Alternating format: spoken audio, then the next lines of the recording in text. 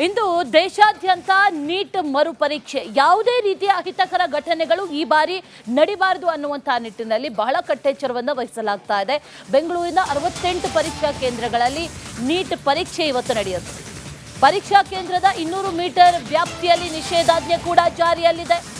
ಜೊತೆಗೆ ಪರೀಕ್ಷಾ ಕೇಂದ್ರದ ಸುತ್ತಮುತ್ತ ಜೆರಾಕ್ಸ್ ಅಂಗಡಿಗಳಾಗಿರ್ಬೋದು, ಸೈಬರ್ ಶಾಪ್ಗಳಾಗಿರ್ಬೋದು, ಜೊತೆಗೆ ಕಂಪ್ಯೂಟರ್ ಸೆಂಟರ್ ಎಲ್ಲವೂ ಕೂಡ ಇವತ್ತು ಬಂದಿರುತ್ತೆ.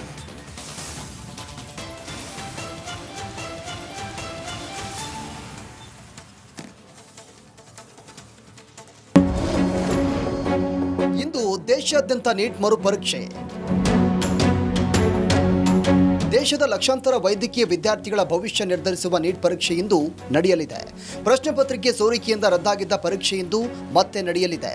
ಪರೀಕ್ಷೆ ನಡೆಸುವ ರಾಷ್ಟ್ರೀಯ ಪರೀಕ್ಷಾ ಸಂಸ್ಥೆ NTA ಈ ಬಾರಿ ಯಾವುದೇ ಲೋಪವಾಗದಂತೆ ಹೆಜ್ಜೆ ಹೆಜ್ಜೆಗೂ ಹದ್ದಿನ ಕಣ್ಣಿಟ್ಟಿದೆ.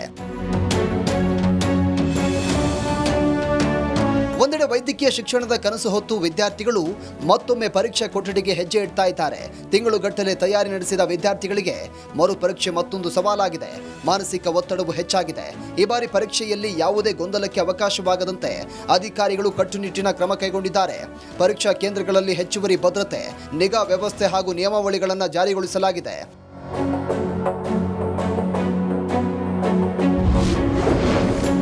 ಬೆಂಗಳೂರಿನ 68 ಪರೀಕ್ಷಾ ಕೇಂದ್ರದಲ್ಲಿ ನೀಟ್ ಪರೀಕ್ಷೆ. ದೇಶದ 551 ನಗರಗಳು ಮತ್ತು 14 ಅಂತಾರಾಷ್ಟ್ರೀಯ ಕೇಂದ್ರಗಳಲ್ಲಿ ನೀಟ್ ಮರುಪರೀಕ್ಷೆ ನಡೆಯಲಿದೆ. ಬೆಂಗಳೂರಿನ 68 ಪರೀಕ್ಷಾ ಕೇಂದ್ರಗಳಲ್ಲಿ ನೀಟ್ ಪರೀಕ್ಷೆ ನಡೆಯಲಿದೆ.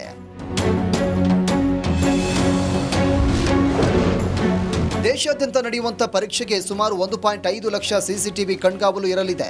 ಸುಮಾರು 15,000 ಸಿಗ್ನಲ್ ಜಾಮರ್ಗಳ ಅಳವಡಿಕೆ ಮಾಡಲಾಗಿದ್ದು, ಪರೀಕ್ಷಾ ಕೇಂದ್ರದ 200 ಮೀಟರ್ ವ್ಯಾಪ್ತಿ ನಿಷೇಧಾಜ್ಞೆ ಜಾರಿ ಮಾಡಲಾಗಿದೆ. ಪರೀಕ್ಷಾ ಕೇಂದ್ರ ಸುತ್ತಮುತ್ತ ಜೆರಾಕ್ಸ್, ಸೈಬರ್ ಮತ್ತು ಕಂಪ್ಯೂಟರ್ ಸೆಂಟರ್ಗಳನ್ನು ಬಂದ್ ಮಾಡಲಾಗಿದೆ. ಇನ್ನು ಧಾರ್ಮಿಕ ಉಡುಪುಗಳಿಗೆ ಅವಕಾಶ ನೀಡಲಾಗಿದ್ದು, ಸ್ಮಾರ್ಟ್ ವಾಚ್ ಬ್ಯಾನ್ ಮಾಡಲಾಗಿದೆ.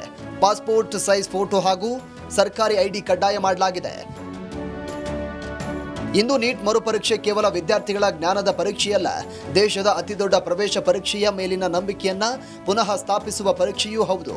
ಲಕ್ಷಾಂತರ ಕನಸುಗಳ ಭಾರ ಹೊತ್ತಿರುವಂತಹ ಈ ಪರೀಕ್ಷೆ ಯಶಸ್ವಿಯಾಗಿ ನಡೆಯುತ್ತದೆಯೇ ಎಂಬುದನ್ನು ಇಡೀ ದೇಶ ಕಾತರದಿಂದ ಎದುರು ನೋಡ್ತಾ ಇದೆ.